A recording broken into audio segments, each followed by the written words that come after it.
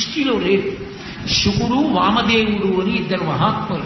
అసలు వీళ్ళిద్దరినీ భగవంతుడు ఎందుకు సృష్టించాడు అని అడిగారు. వాళ్ళు ఏం అనుభవించడానికి కర్మ లేదుగా, పుట్టుకతో వైరాగ్యం వాళ్ళకి. ఎందుకు సృష్టించాడు భగవంతుడు అని అడిగారు. అడిగితే దానికి జవాబు చెప్పలేక పెద్దలు ఒకటే మాట చెప్పారు.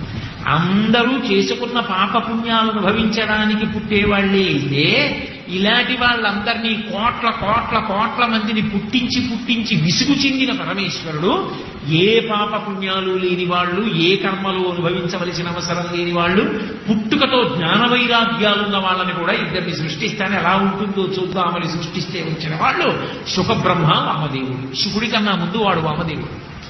కాబట్టి వాళ్ళిద్దరూ అంతటి జ్ఞానులు, పుట్టుకతో జ్ఞానులు.